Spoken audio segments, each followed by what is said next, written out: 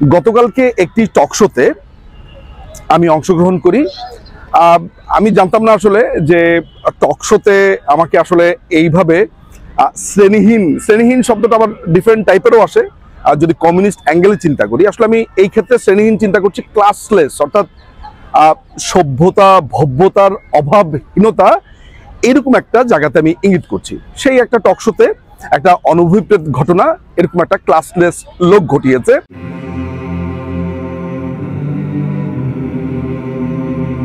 আমি দাঁড়িয়ে আছি ভারতের রাজধানী নয়াদিল্লির ইন্ডিয়া গেটের সামনে।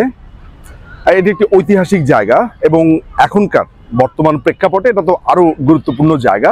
আমি আসছি সেসব কথাতে।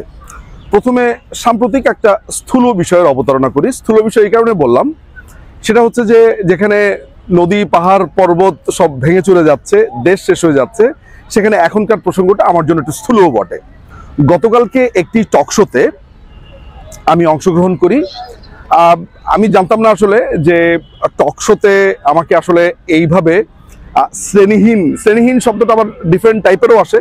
আর যদি কমিউনিস্ট অ্যাঙ্গেলে চিন্তা করি, আসলে আমি এই ক্ষেত্রে শ্রেণীহীন চিন্তা করছি ক্লাসলেস, অর্থাৎ সভ্যতা ভব্যতার অভাবহীনতা, এরকম একটা জায়গাতে আমি ইঙ্গিত করছি। সেই একটা টক শোতে একটা অনভিপ্রেত ঘটনা এরকম একটা ক্লাসলেস লোক ঘটিয়েছে। এটা নিয়েও কিন্তু আমার কোনো আপত্তি নেই। আপত্তিটা হচ্ছে এটা নিয়ে আলাপ হচ্ছে সেই জায়গাতে। কেন আপত্তির জায়গাটা সেটা আমি আপনাকে বলি। একটা দীর্ঘ সময় ধরে আমি আজকে প্রায় 2006 সাল থেকে আমি ব্লগিং জীবন শুরু করেছি। এরপর আমার অনলাইন জীবন চলছে। আপনি চিন্তা করে দেখেন, যদি 2006 আমি শুরু করি, প্রায় 18 ইয়ার্স বোধ করি। ব্যাপারটা অমনই যে অনলাইনে কত রকমের ট্রল, কত রকমের সমালোচনা, কত ধরনের আলোচনার সম্মুখীন আমি হয়েছি। কিন্তু এই নিঝুম মজুমদার এখনো পাহাড়ের মতো অটল। কিন্তু এই জায়গাতে এসে, অর্থাৎ আজকের এই দিনে এসে এই ঘটনাগুলো কিন্তু একটা সুস্পষ্ট ইঙ্গিত দেয় এবং এর কিছুটা ব্যাখ্যাও আমি প্রয়োজন মনে করি। আপনারা জানেন যে 5ই অগাস্টের বাংলাদেশের পট পরিবর্তন, যে ভয়ঙ্কর অবস্থা তৈরি হয়েছে 5 তারিখের পর থেকে, 5 আগস্টের পর থেকে, বাংলাদেশের সিচুয়েশনটা এমন যেখানে মুক্তিযুদ্ধ, মুক্ত বুদ্ধি, বাংলাদেশ, মুক্তিযোদ্ধা, বঙ্গবন্ধু, অমর 21, আমাদের ভাষা আন্দোলন, এর প্রত্যেকটা আজকে হুমকির মুখে। যারা ক্ষমতায়, তারা 72-এর সংবিধানকে ফ্যাসিবাদী সংবিধান বলে আখ্যা দিয়েছে। তারা প্রকাশ্যে ঘোষণা দিয়েছে যে বঙ্গবন্ধুকে তারা মুছে দেবে। আমরা যখন 75 সালের পরে আমাদের বাবা মাকে প্রশ্ন করেছিলাম যে what actually happened in 1975 or aftermath, আমাদের বাবারা, চাচারা খুবই ঘোলাটে এবং বিচ্ছিন্ন উত্তর দিত। কেন বিচ্ছিন্ন এবং ঘোলাটে উত্তর দিত সেটি আজকে পরিষ্কার। আমরা 2024-এ এসে ঠিক 75-এর পরের মতো অবস্থা যখন দেখি, এবং তখন যখন এমন একটা সিচুয়েশনে, যখন বঙ্গবন্ধুর ভাস্কর্যের উপরে কেউ অসম্ভব রকমের অপমান করছে, যেখানে 32 পুড়িয়ে দিচ্ছে, সেখানে একটি টক শো নিয়ে, অর্থাৎ নিঝুম মজুমদার একটা টক শোতে গেছে। সেই টক শোতে একটা অসভ্য, একটা নিম্ন স্তরের প্রাণী নিঝুম মজুমদারকে অপমান করবার চেষ্টা করছে। এইটা টক অফ দ্য টাউন। মাথায় রাখতে হবে কাকে নিয়ে আলোচনা হচ্ছে, নিঝুম মজুমদার। কাকে অপমান করা হচ্ছে, নিঝুম মজুমদারকে। কেন ইম্পর্টেন্ট সেটা বলছি। 5ই অগাস্টের পরে বাংলাদেশে এই মুক্ত বুদ্ধিকে যখন বন্ধ করে দেওয়া হয়েছে, মুক্তিযুদ্ধকে বন্ধ করবার ক্রমাগত চেষ্টা হচ্ছে, তখন এই নিঝুম মজুমদারের মতো এমন কিছু হাতে গোনা অধম, শুধু আমি একা না, কিছু হাতে গোনা অধম, যেমন আমি বলতে পারি আমাদের বিখ্যাত অমির রহমান পিয়াল ভাইয়ের কথা, আমি বলতে পারি আমাদের আরিফ জেবতিকের কথা, এরকম অনেক মানুষ আছে যারা প্রতিবাদ করছেন, বলছেন। এই মানুষগুলো টার্গেট হবে, এই মানুষগুলোকে ছিন্ন বিচ্ছিন্ন করে ফেলবে। এটা স্বাভাবিক। আমার ইনবক্স যদি আমি কখনো আপনাদেরকে দেখাতে পারতাম, সেখানে আমাকে শুধু মেরে ফেলবে এখানেই হত্যাকারী বা সম্ভাব্য হত্যাকারী খুশি না, আমাকে ঠিক কি প্রক্রিয়াতে মারবে, কেমন করে মারবে, কেমন করে মারলে তার রাত, তার ভয়ঙ্কর রাত পূর্ণ হবে, সেগুলো যদি আপনাদেরকে আমি কখনো দেখাতে পারি, আপনারা আমাকে হত্যার আগেই শিউরে উঠবেন। পৃথিবীর যেইখানে গেছি, যেই জায়গাতে গেছি, এই হত্যার পরোয়ানা নিয়ে আমি ঘুরছি। আমার নামে 11টা মামলা হয়েছে। এই ক্ষুদ্র আমি সামান্য এক নিঝুম মজুমদার, আমি একজন আইনজীবী, অনেকের ভাষাতে তুচ্ছ আইনজীবী, কিচ্ছু জানি না, আমি সেটাও মেনে নেই। আমার মতো এরকম অপাংতেও আইনজীবী, অপাংতেও মানুষ কেন এত মানুষের অ্যাটেনশনের কাছাকাছি এসে পৌঁছবে? আমাকে নিয়ে এত শত শত স্ট্যাটাস কেন দিতে হয়?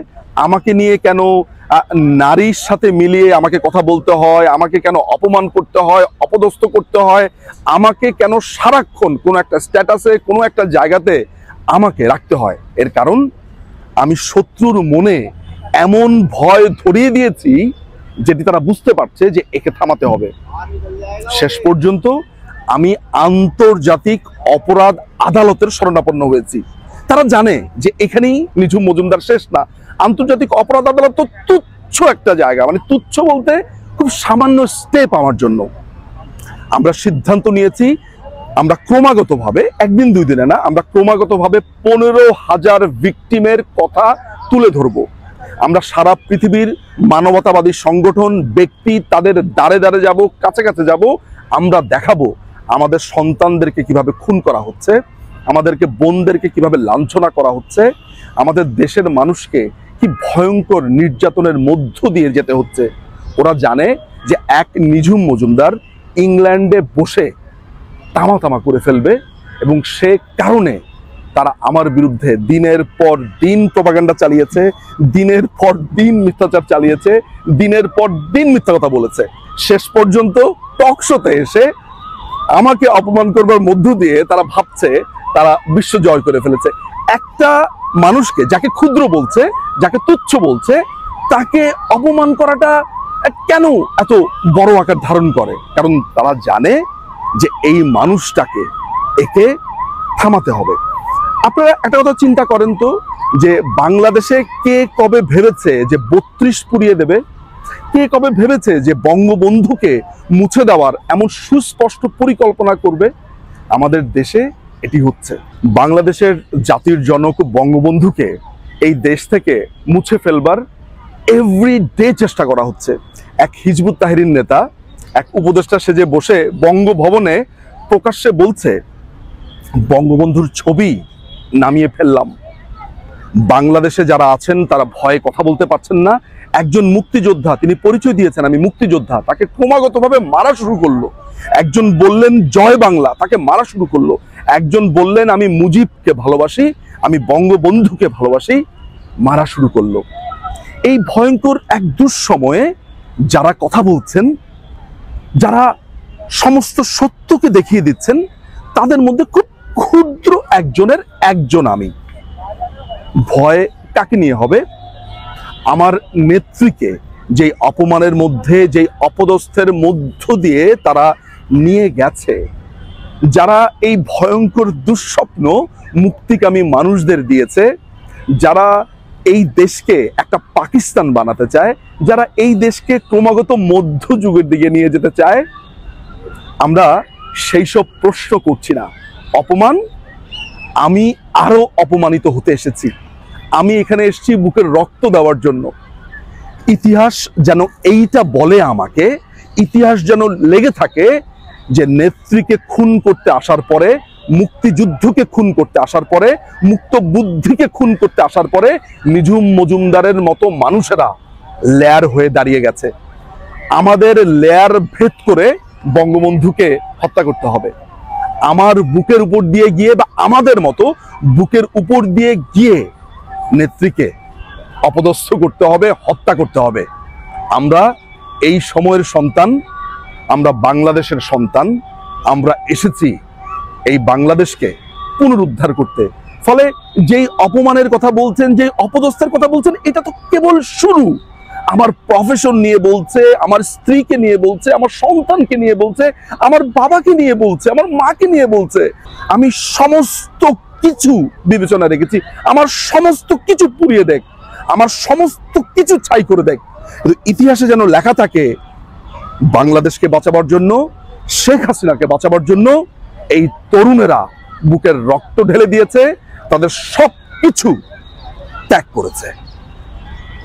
এত বড় বড় সংকট, অর্থাৎ আমাদের গভীরতম সংকটকে আমরা পাশ কাটিয়ে আমরা আলোচনা করছি একটা টক শো নিয়ে। আমার যারা ভক্তরা আছেন, আমাকে যারা শোনেন, আমাকে যারা ভালোবাসেন, শুধু এতটুকু আপনাদেরকে আমাকে বলতে হবে যে আপনাদের ফোকাস হওয়া উচিত সেন্ট মার্টিনে। সেন্ট মার্টিন কমপ্লিটলি লক করে দিয়েছে। সেন্ট মার্টিনে যেতে হলে এনআইডি দেখিয়ে যেতে হবে, লিখিত আদেশ দিতে হবে, আপনি যেতে পারছেন না। সেখানকার যারা দ্বীপবাসী আছে তাদেরকে লক করে ফেলা হয়েছে, জেটি ভেঙে দেওয়া হয়েছে। গভীর সমুদ্র বন্দরে ডেমোক্রেটদের, আমেরিকান যে জো বাইডেনদের যতগুলো ব্যবসায়ী প্রতিষ্ঠান আছে তারা অবস্থান নিয়েছে আমাদের ডিপ সিতে। আমাদের মাতার বাড়ি বলেন, আমাদের রূপপুর পারমাণবিক কেন্দ্র বলেন, যেসব জায়গাতে বলেন, এগুলো দখল নিয়েছে। একটা দখলদার সরকার এই দেশে এসে পুরো মার্কিন সাম্রাজ্য কায়েম করছে। আমাদের ফোকাসটা সেই জায়গায়। আপনাদেরকে একটা কৌতুক আমি বলি। একবার একটা প্রসঙ্গে এসেছিল যে ইরাকে এক লোক আরেক লোককে বলছে যে ইরাকে 3 লক্ষ লোককে হত্যা করা হয়েছে আর জর্জ ডব্লিউ বুশের পাছাতে একটা ফোড়া হয়েছে। মানুষজন প্রশ্ন করা শুরু করলো যে জর্জ ডব্লিউ বুশের পাছাতে কিভাবে ফোড়া হলো। সবাই ফোড়া নিয়ে চিন্তিত। ওই যে 3 লক্ষ লোক মারা গেছে ইরাকে, কেউ ওইটা নিয়ে একটা প্রশ্নও করলো না। অর্থাৎ এই সময় এসে জর্জ ডব্লিউ বুশের পাছার ফোড়াটা খুবই গুরুত্বপূর্ণ। 3 লক্ষ লোককে মেরে ফেললো, এটা কোনো গুরুত্বপূর্ণ না।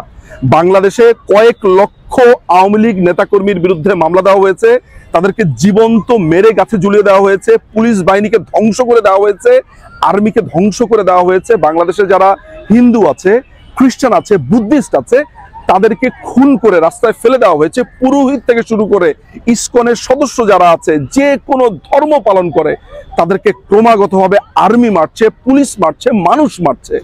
75-এর পর কেউ কখনো ভাবেনি একটা দীর্ঘ সংগ্রামের মধ্য দিয়ে বাংলাদেশ আওয়ামী লীগ টিকে থাকবে। শুধু টিকে থাকেনি, বাংলাদেশকে একটা স্ট্রাকচার বাংলাদেশ আওয়ামী লীগ দিয়েছে। কে কবে ভেবেছিল বঙ্গবন্ধুর হত্যার বিচার হবে, যেখানে খুনিরা ওপেনলি, আজকে আমরা কি দেখছি তার থেকেও ভয়ঙ্কর। খুন করবার পরে সানডে টাইমসে স্বাক্ষর দিয়ে ফারুক বলেছে, খুন করেছি, পারলে আমাকে জেলে নে। প্রকাশ্যে সংসদে দাঁড়িয়ে বলেছে যে আমি মুজিবকে হত্যা করেছি, খুনিরা। বিচার হয়নি, হয়েছে। কর্নেল তাহেরের বিচারের ক্ষেত্রে বাংলাদেশ আওয়ামী লীগের আমলেই রায় হয়েছে। মুক্তিযুদ্ধের পরে যে রাজাকার আলবদররা এত শক্তিশালী হয়েছে, তাদের জামাতে ইসলামী তারা দল করেছে, বিভিন্ন রকমের দল করে তারা শক্তিশালী হয়েছে। কেউ কখনো ভেবেছিল যে একটি আন্তর্জাতিক অপরাধ আদালত গঠিত হবে এবং সেইখানে এই ভয়ঙ্কর লোকগুলোর বিচার হবে? সেইটা আওয়ামী লীগ করেছে।